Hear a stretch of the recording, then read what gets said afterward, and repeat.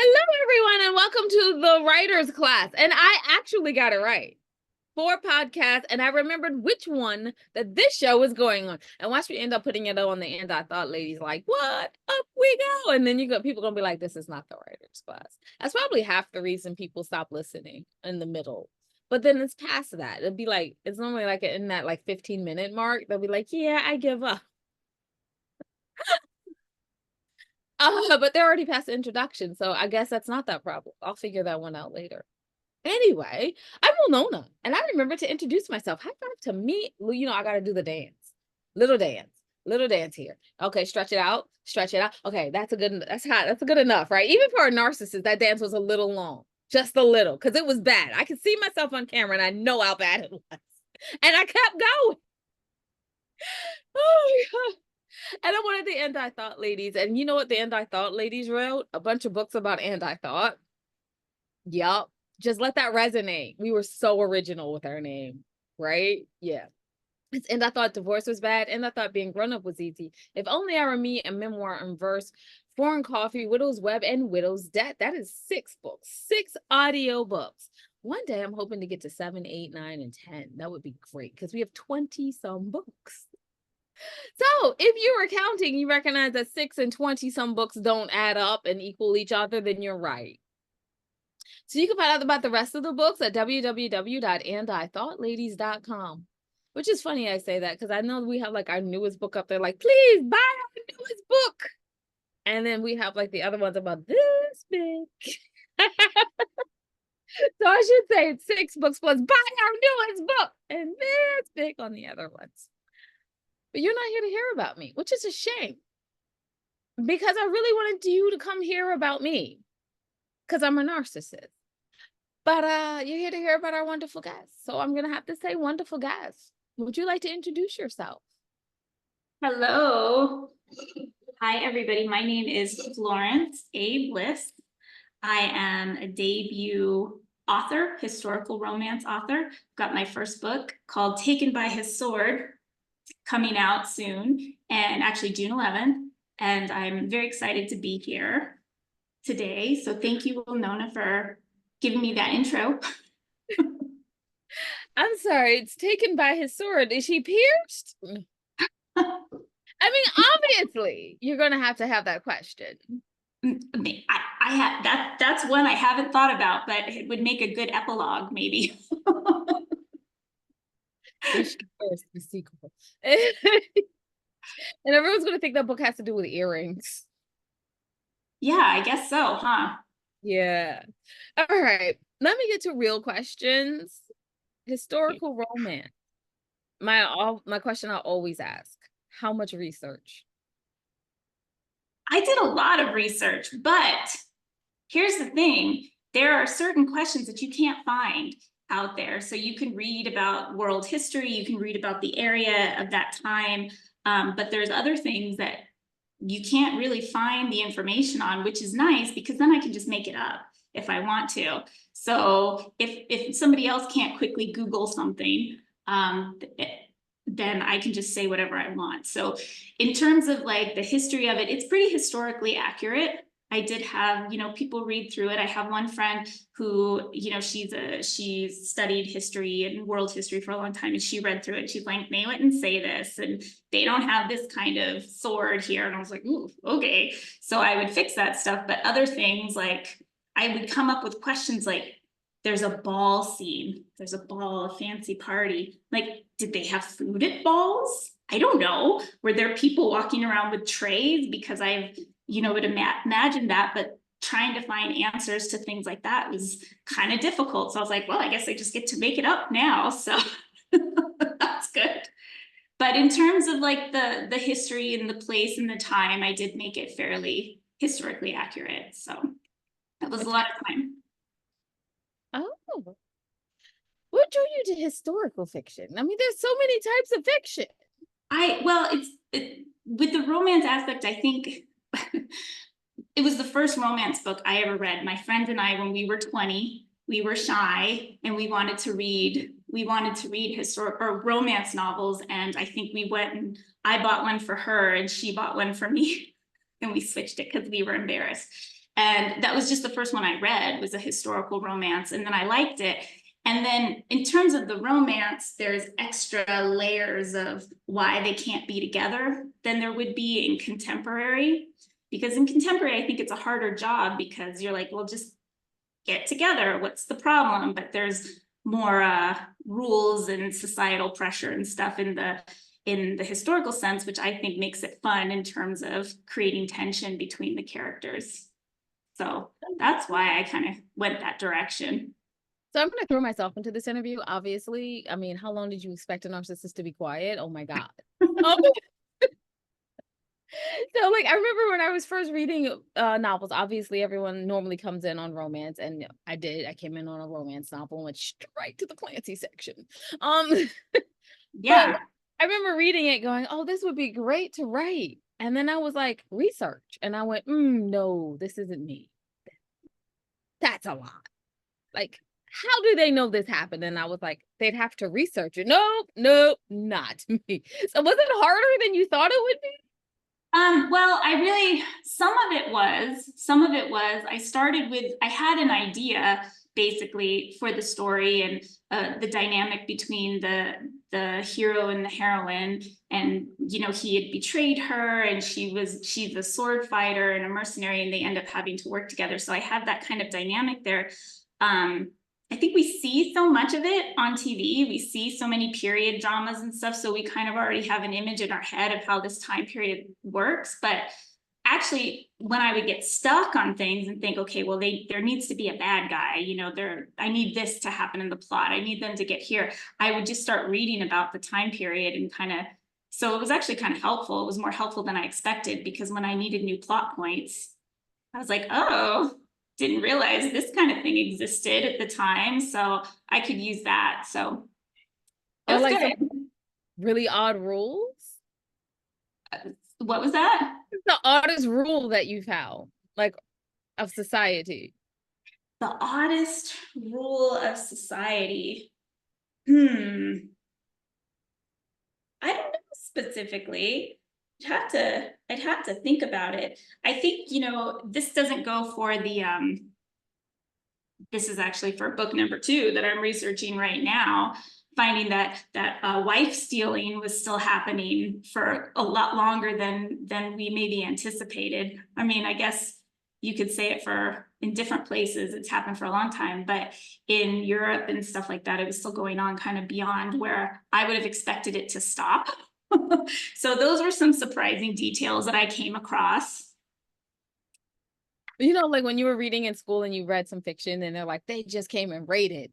Or when you started reading history and it was like, they came and raided. And then you recognize they were still stealing people's like women. You're like, what? Yeah. Why? What was the purpose of that? You do know we're like a headache as well. I mean, we give you kids and we're still annoying. I'm Like, joking about that. I'm sorry. What they should have invented was credit cards back then. They would have left them where they were. they wouldn't have needed it, right? It would have been like steal, and you'd be like, no, no, no, don't forget her debt. Has to go with all the shopping. Don't forget the fur coats. Everything has to go with. I'm like, never mind, she can stay. Yeah, it's too complicated now. It's fine. It's a lot of work. It's fine. I'll just try to woo somebody instead. Some effort into it. Oh my God. I'm sorry. History always surprises you. Yeah. You're like, I swore I knew this. And then you're like, oh crap. I didn't know anything about this. Yeah. Okay, I'm sorry. I completely ran off on the wife stealing section. Like that used to get me for the longest time. Yeah. So get me. But I guess never mind. I was about to bring it up to modern day, but no one wants to talk about that. Yeah, that's beyond my fiction writing expertise. That Yeah. better, smarter people need to deal with that. I mean, Back to the fun and fluffy world of romance and yes, fiction. yes. So No wives got stolen in my book, though. That was that came thank across. you. Literally There just was no like stealing of wives in this novel and taken by his sword. No. No, I mean, honestly, could there be? There's a sword person, a swords woman, and a mercenary. No one's stealing anything besides, maybe a few No. plundering of something, money, other people's money. Well, there's a few plundering scenes in there, so. Yes, we have plundering. Was it hard? Was it hard to create that? I guess you said with the rules, it makes it a little easier why people can't be together. But was it hard to create that right level of stress in between that, will they, won't they? Yeah, that's a really hard thing to do in any kind of fictional piece. I mean, as a fiction writer, you're constantly saying, is there enough tension in this scene? Is it going to pull the reader along? Is it something that somebody's going to want to turn the page for? So, and then adding that extra element of like a sexual tension, that's challenging. But that was writing their chemistry was the easy part for me. That was the fun part, and filling in all the rest of it, and all the story kind of grew out of that. So I did a lot of overwriting because I ended up trying to figure out how I was gonna, like I said, get them from one place to the next and do this, and I knew this had to happen. So throughout it, that was a little, that ended up taking more time than I expected, but keeping the story tension going and the couple dynamic tension going, it's just a lot to think about. You've got a lot of plates up in the air as you're as you're writing, but the dynamic, the tension between them was fun. I think I did that pretty well. Oh, the only reason I asked is because I know it's hard for me to do.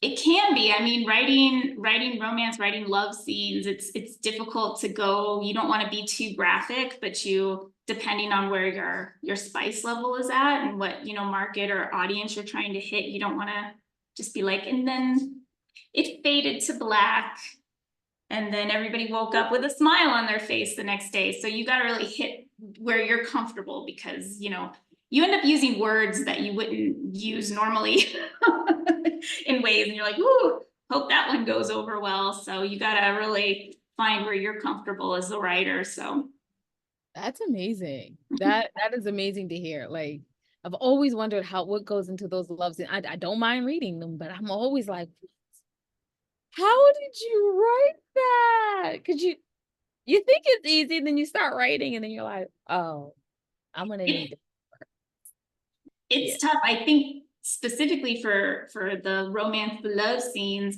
I always have some other thing going on between them. It's supposed to just be ratcheting up their relationship in one way or another. So there's, the physical aspect, but what's happening emotionally for one of the characters, wherever they may be. So that's that helps, kind of balance it.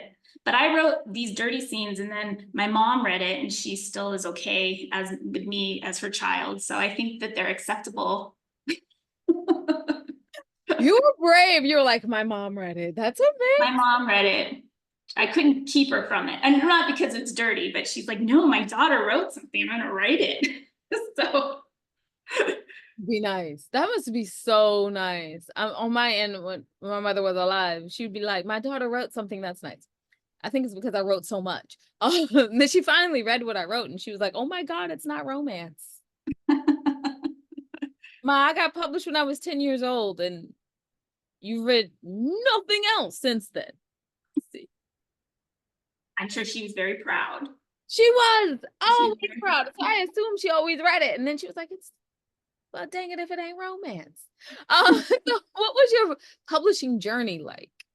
It was hard. It was really, really challenging. I came from a literary fiction background, so I had been writing before, never had anything. I mean, a couple mediocre short stories here and there, but I never really went into the journey of writing a book and getting it published. And I had a friend actually say he knew somebody that had gone to one of the writing conferences that he met, and he said, she just writes romance for money. And I thought, I could write romance for money. But then I ended up falling in love with the genre and my stories and everything. But I wrote this, I started querying this probably 5 or 6 years ago, and could not get any bites on it. Finding an agent's hard. It's tough. It's tough work. And if anybody's watching that's looking for an agent, just it's really painful process. So I never got an agent, but I went to the Romance Writers of America conference, and they had pitching to different publishers there, and I participated in that, and I got hooked up with City Owl.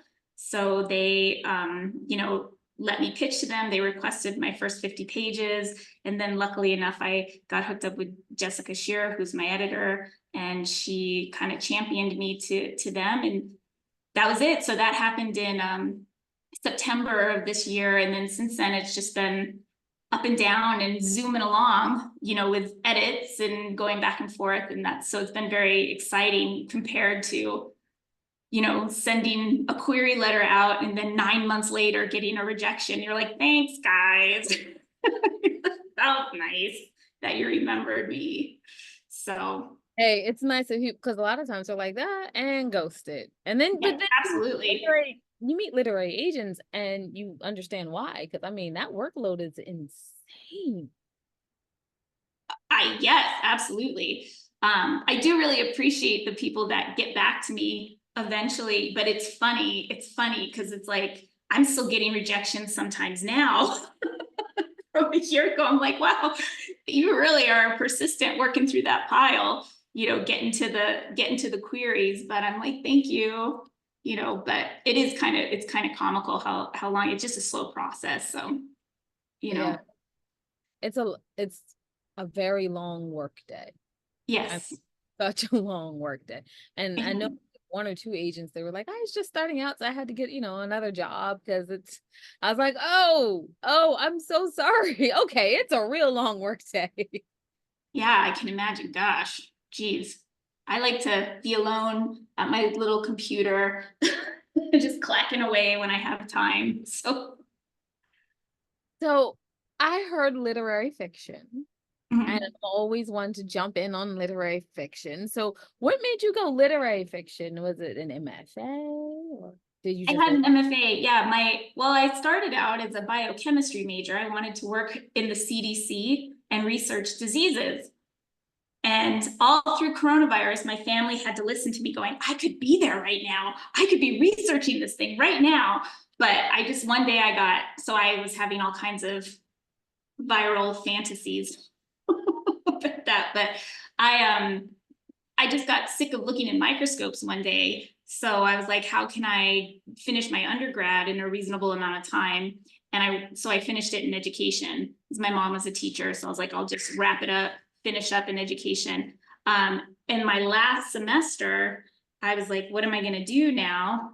And I took a creative writing class and I had a little bit of spunk. I was pretty good at it. So then I applied and got into an MFA program after that. So I did MFA and I did my MFA at UNLV in Las Vegas. And it was great. It was, Vegas? huh? You based in Vegas? Yeah, Las Vegas, yeah. Henderson Writers Group? I'm not in that. I'm on the other side, but are you familiar with them? Yeah. Oh, that's exciting. Yeah. Like our own during COVID is when I actually joined the one that I live near.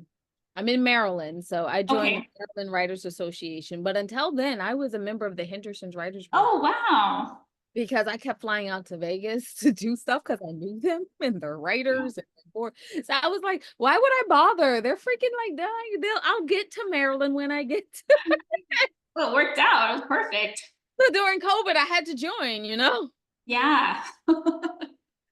Yeah, that was weird. But yeah, oh, so UNLV, MFA, sorry. I did my MFA there. And it was funny because I was very new to writing at that point, because I just kind of got into it at the end of my bachelor's. And genre writing is very looked down upon by the MFAs, because it's all about literary fiction. But I never could really find my voice in that because, first of all, I was in my 20s. I was young. I didn't have a lot of life experience and I didn't really know what to write about. So I was writing stories that didn't always seem authentic to me. So then when I started writing the romance and historical, which I realized I could just make up whatever the heck I want. And that's when it kind of clicked. So I do have that background, but in terms of the battle with MFAs over genre versus literary, I'm like, I want to enjoy it. Like, I want to enjoy it. I I want think people that's the to best. enjoy it. That is the best answer. You know, honestly, every time I hear someone say literary, that is literally all I want to know. It's like, where do we stand on this battle of genre versus? It was always like the guys that were like, no, you have to do this. And none of them, none of them were any better than anybody else. And, they're all, I don't know, they're probably all writing their space stories right now, secretly in a dark room, writing their Lord of the Rings stuff. And I'm writing romance, and it worked out well. It works out great. They both sell well. Well, romance Yes. sells. Yeah. They both sell well. I mean, yes, literary is a dying art, but is it? I mean, it's great. It's so many wonderful things that people write and stuff, but I couldn't access it. It just wasn't working for me. So I think I found my home here in romance. That originally it was my hope to kind of break into the industry this way and be able to, go more literary as I expanded. But I'm really happy with where I am, and it's a great writer community of romance writers and stuff, and other women and some men too. So it's, I'm very happy with it. We'll see how the book does. We'll see how the book does, guys, and then we'll And see then where we'll I know how stand. happy I am. When those royalty checks come in, I will know how happy I am. There you go. Yeah, right. I have zero expectations at this point. I'm just so thrilled that City Owl was like, sure, we'll publish your book. And I'm sure that it's going to sell 100 copies, 99 of which are to my mom, because she's gonna shut it down. She'll buy all the copies, and then we'll see if anybody likes it from there.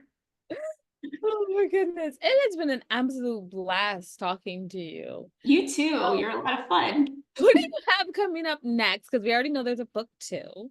But what else do you think you're going to do with your literary career? Well, this one, Taken by a Sword, is the first one. The second one's actually right here. I've been editing all day. So see, got my notes and stuff on there. So I'll be working on that. I would love to say that one's going to come out. It is meant to be a series of 3 books. I've got lots of other ones in me. I do have some literary books in me too. Maybe have enough life experience to make those work. So we'll see. But like I said, I love romance, and as long as they keep letting me do it, I'll keep writing them. So I should mention that I am a literary writer. And You are, yeah. you don't necessarily have to have your own life experiences. You know what the fun part about stories is? You can hear them. That's true. Stories, and some stories are so amazing they have to be written down. And there you go. That is the beginning of a literary tale. Yeah. And I'm gonna go a little deeper into my narcissism. So one day when we're a little late on turning into something, we go to a bar, one of the bars, and we met this guy, and it's been 9 years later, and we hung out with him this weekend at an author's retreat. He is 7 books into his writing career. Wow. And he's like, the only reason he started writing is because he met us at a bar. Oh my gosh. That's awesome. Yeah, that's the only reason we became friends. We were sitting at a bar because we were late on writing. We were almost late. We had 3 more days to turn in a manuscript, and we needed to write something. And there we go. So we went to our favorite bar, and we wrote. It was just there, and she had great stories. Amazing. Wow. So we just listened to them and went up to our room and wrote them all down and finished the book. And you got stories from him, and then he ended up starting his own writing career. Wow, that's really amazing. Yeah, he said he wanted to write, and so we had him on our podcast. We encouraged him, and he now has a #1 bestseller in YA and Amazon. Wow. I can dream. Maybe you're the bellwether, you're the ticket. Now I've made contact, so it's gonna happen for me too. And in 7 years. One person. I think we have enough luck for one.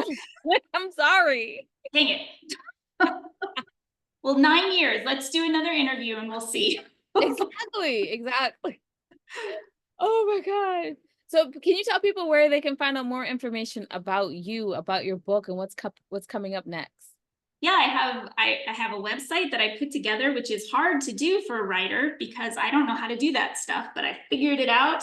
I watched tutorials and I did all that. So florenceabliss.com is my website, and it's got all my information on there. Also, I'm on Goodreads. I'd love friends on Goodreads. I'm on Instagram. I'm florence.a.bliss on Instagram. And then, of course, the book is on Amazon. So it's Taken by His Sword. It comes out June 11th. So pretty exciting.